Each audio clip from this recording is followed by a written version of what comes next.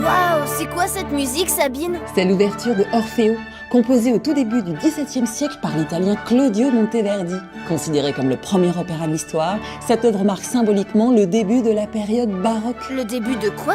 Le début d'une longue histoire au cours de laquelle les musiciens vont gagner leur liberté. Ah bon? Raconte!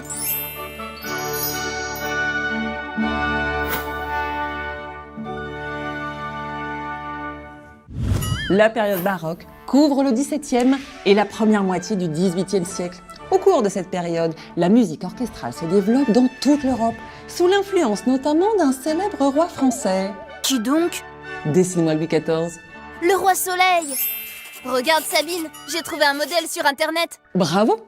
Au XVIIe siècle, Louis XIV est le plus puissant souverain d'Europe. Pour affirmer son pouvoir, il fait construire l'immense château de Versailles, où il installe familles, courtisans et domestiques. Louis XIV vit dans le luxe et la musique accompagne toutes ses activités.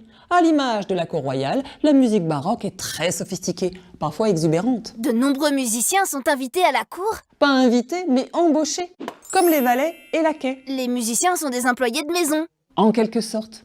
Comme le roi Soleil veut briller dans tous les domaines, il crée la première académie de musique pour former des musiciens d'excellence qui sont ensuite employés au château au sein des premiers orchestres permanents. Un pour accompagner la messe, un pour divertir la famille royale et encore un pour la chasse. Ce modèle est rapidement imité par tous les souverains d'Europe.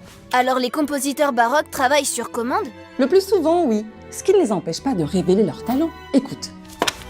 Cette œuvre a été composée par l'allemand Jean-Sébastien Bach, alors employé par la municipalité de Leipzig, dans le duché de Saxe, aujourd'hui reconnu comme l'un des plus grands compositeurs au monde. On joue cette musique depuis 3 siècles. La mort de Bach, en 1750, marque la fin de la période baroque et le début de la période classique. Les compositeurs vont bientôt gagner en liberté. Allons-y!